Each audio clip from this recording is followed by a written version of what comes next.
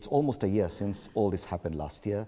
Now this documentary seems to have generated a lot of responses, even in Parliament. You look at members of Parliament speaking yesterday about the documentary and wonder, aren't you the same people who should have talked about this issue last year? Why is it? Is it that we are numb to such things that almost a year later, it took a documentary for us to start talking about the killings again? First, I would say it was a dark moment for Kenya in history, because we lost so many young people's souls. And of course, in Parliament, we spoke about it a bit because it was not good. You can imagine, for the first time, protesters attacked the third arm of government. And that was shocking, you know. But you see, what I would want to say first, military should not be involved in politics. We saw the Chief of Defense Forces talking about Gen Zs, you know. Actually, he should just keep off and concentrate on military affairs. So I would say it is very shocking, yes. Mm-hmm. The fact that the Chief of Defense Forces, we are seeing him more and more being painted or probably criticized for his moves. Now he's getting criticism for the actions that some of his officers took last year.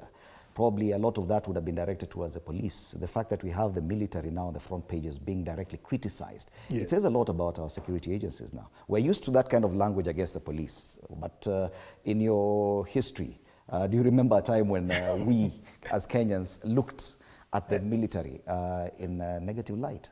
You know, military, their job is to protect Kenya from external aggression.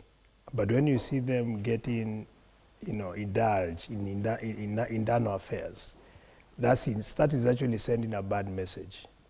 And if I was the current general of, the chief of defense in the military, I would borrow leave from the predecessors, from the time of, from 1963. We have never seen a time when military are coming very strongly to be involved in politics, because the moment we allow that to happen, it's going to set a very bad precedent, considering that the role of military is to protect us from external aggression. And if at all we have to involve them in managing internal affairs, we have to follow the Constitution, Article 241. Actually, 241, Subarticle 3B.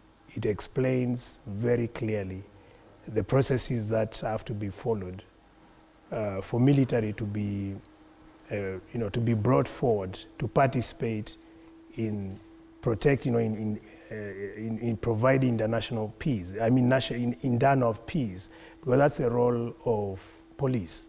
When it comes to the use of excessive force, which we witnessed during the time of the Gen Z's, 25th June.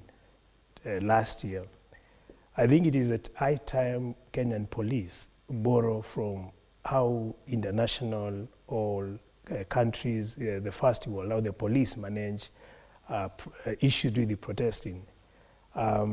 Recently, we saw what was happening in Turkey. You know, the citizens were agitating for the release of the political competitor in Turkey. And there was no single witness of some life being lost because of excessive use of force. So our police, either they need to be retrained or they need to have some form of exchange programs to be able to borrow the best from the first world. We saw it in Turkey, we saw it in France, where protesters were coming for the right to demand for issues which they thought were not right, but the police were supposed to man them. They did not use excessive force. Yes. But when it comes to Kenya, of course we understand during protests that criminal elements or infiltrate the entire peaceful demonstration as provided for in Article 37 of peaceful picketing, unarmed protest, etc. Of course, myself, I was there. I was actually caught in the whole violence. It was bad for us as members of parliament. And we noted not all the peaceful protesters were peaceful, actually. There were some criminal elements within the group, because you can imagine, like myself, I even lost some of my items, because they demanded, you know, that they even wanted to, the way some of the protesters were killed, the criminal elements, they also wanted to kill some members of parliament. It was unfortunate. You saw the ambulance, the stoning, and etc. So in reality, as much as we also, as Kenyans, we are agitating or demanding for rights, let's not also allow, you know, like not follow the law. We have to do it within the purview of the law. Okay. And if there are criminal elements, the police should have, we have intelligence officers, we have uniformed officers who should actually camouflage as protesters, and in the process arrest these criminal elements.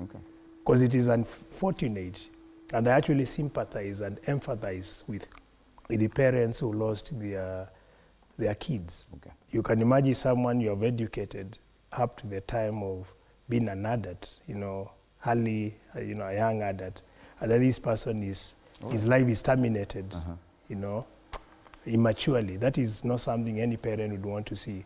So we need to strike a balance. Of course, protesters, they need to understand Article 37 only allows peaceful, unarmed protest.